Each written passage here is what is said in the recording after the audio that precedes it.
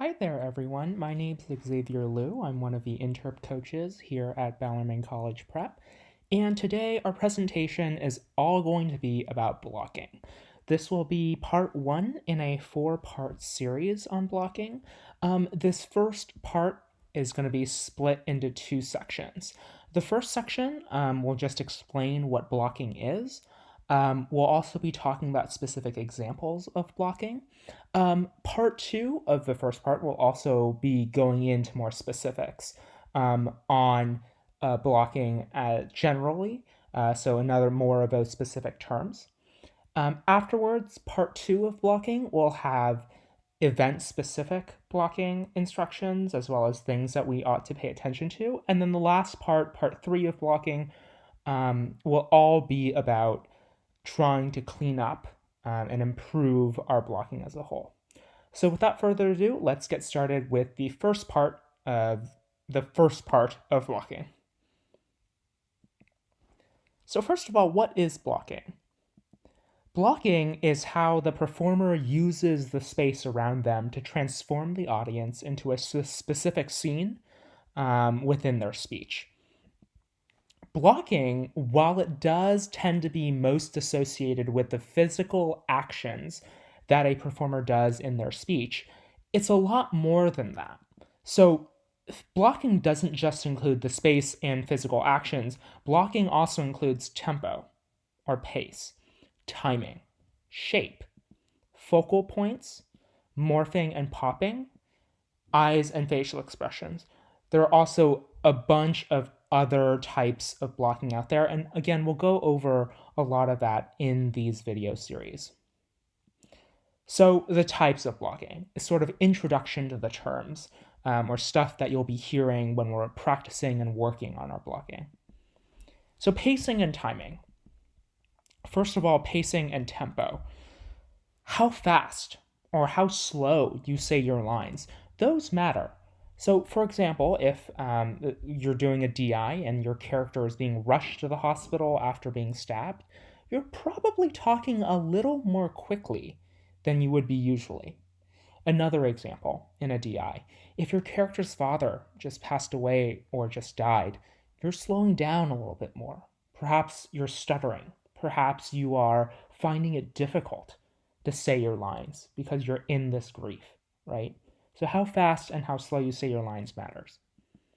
Similarly, how fast and how slow you move matters. So for example, in a duo, if it's a fight scene, you're throwing swings, you're getting hit with punches, all that needs to be quick, and it needs to be tight, and it needs to be clean.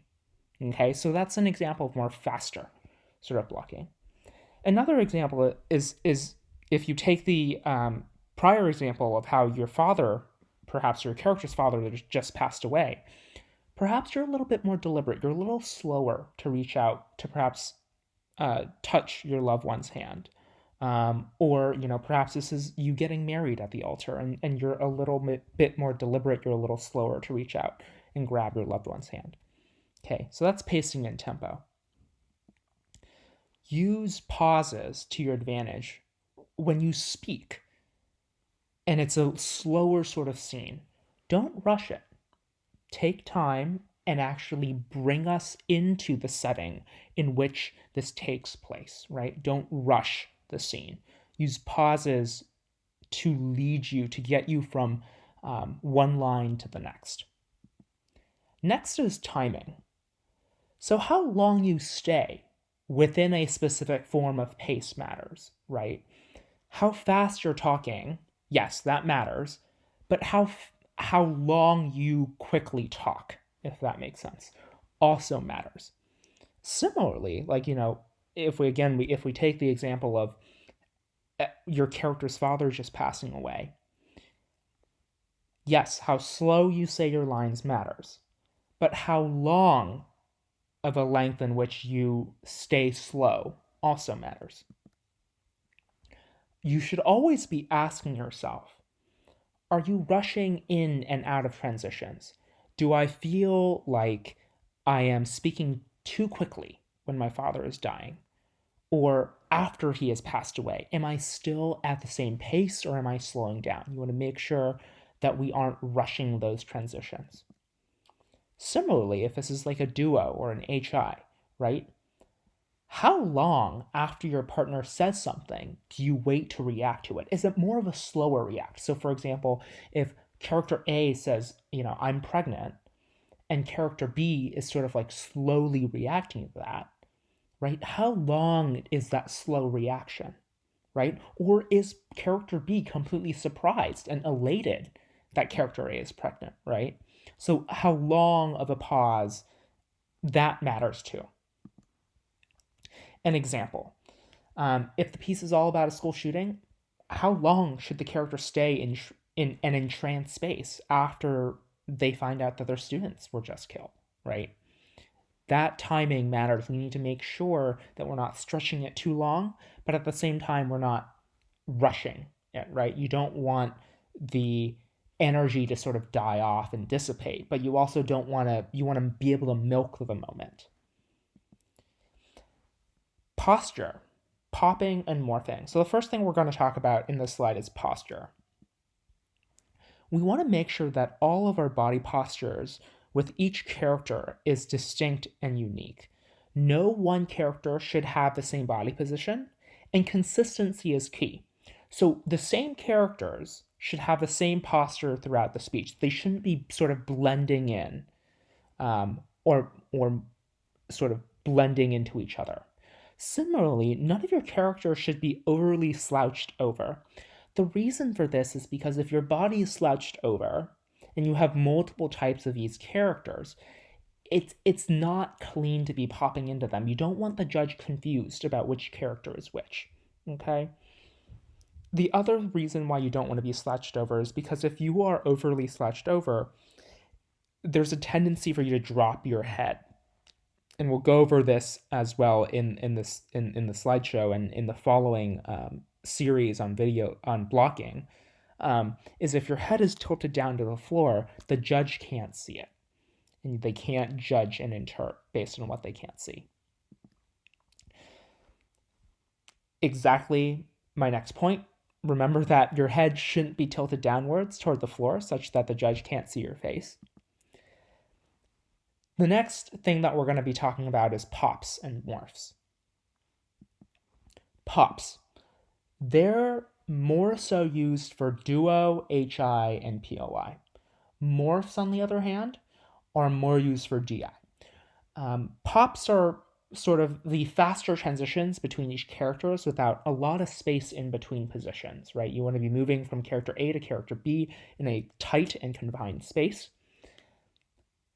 Morphs, on the other hand, are slower transitions with more space in between them. There was a video that Sherwin did.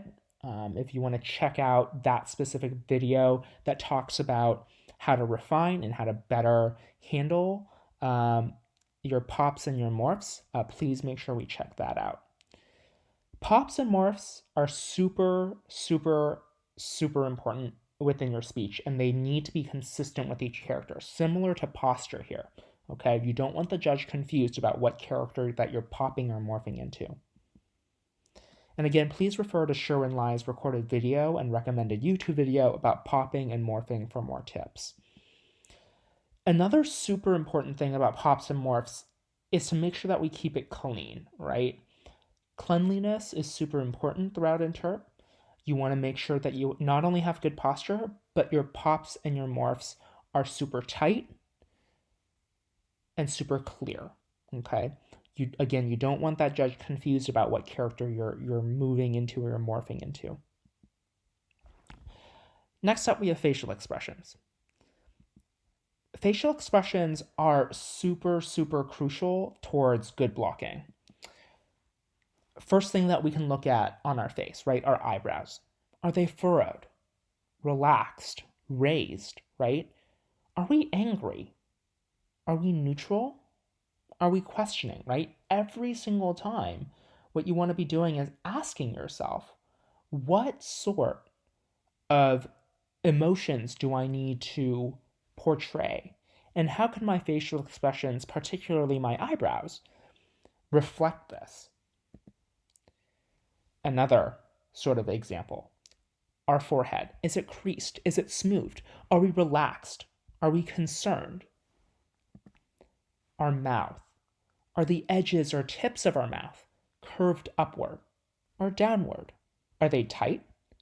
Right? Are we biting our tongue? Right? Or trying not to speak? Are we happy or are we sad? Right? All of these are examples of different ways that we can look and analyze our facial expressions to make sure that our facial expressions reflect the emotions that we are trying to portray. An example, let's say this is an HI, and in this HI, a cop is interrogating an unwilling subject. So we start off with the subject as nervous, eyebrows are perhaps pushed upward with a forehead creased to show concern, mouth hangs open as if they're wanting to say something but really can't, so they're sort of stuttering. On the other hand, we pop to the officer, and the officer is angry. He has his eyebrows furrowed, his nose is flaring on one end, his mouth is turned upwards to demonstrate that he is not having one bit of this, right? So different examples of how we can analyze our facial expressions and use them in an effective manner. Last but not least is our eyes. It is super, super crucial that with Interp that you speak with your eyes. Now, what do I mean by this? I want you to use your eyes to connect yourself to the audience, particularly your judge, right? Eyes tend to be this very underutilized sort of part of your face that a lot of folks can't or don't seem to use when they're performing their Interp and performing their speech. What I want you to do is I want you to be able to sort of emote with your eyes as well.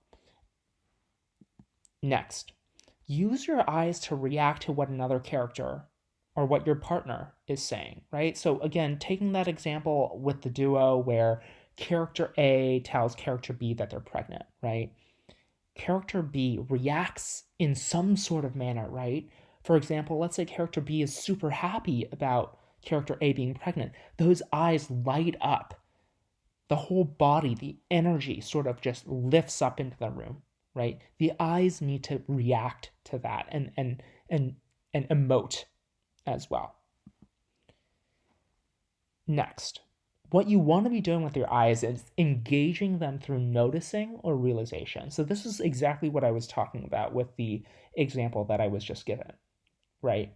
When character B notices or is told that character A is pregnant, the first initial reaction is that realization, right? That gasp, that hurrah of happiness, right? And then perhaps character A then goes over to, or character B goes over to character A and then like hugs them or hovers the hand over the womb and touches character A's stomach, right? The eyes are a crucial way for you to get that first step of engagement. Next, like I just mentioned, focus on ensuring that facial expressions and eyebrows match, right? Facial expressions and eyes match. Make sure that what you're emoting in your physical expression is the same as what you have in your eyes. Also, watch your blinking. What I sort of tend to see, especially in a lot of DIs, is when they start getting a little bit more dramatic, people start blinking a lot. That clouds your eyes. Let your eyes just speak to us. Don't over dramatize it. An example of how we can use our eyes. Perhaps you're a character that is recalling when a priest had sexually molested you when you were a teenager. Perhaps when you're telling us about this, first flutter your eyes, blink a little bit more, as if you're taken back to this moment very vividly. Then start looking a bit detached, like just for a second prior to focusing on on on a distant location and then coming back to the audience. Okay.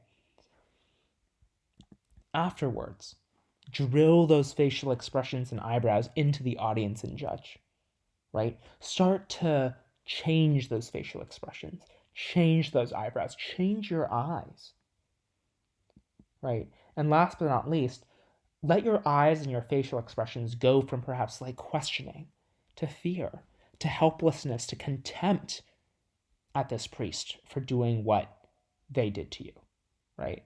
Build and use your eyes as a means to get from one emotion to the other, right? Speak with them. Alrighty, so that was it for this video, for part one of the first part of blocking. If you have any questions, as always, feel free to ask your coach, feel free to ask your captains, and feel free to ask your peers, right? They're a great resource for you. That's it for this video. Check out part two of the first part of blocking.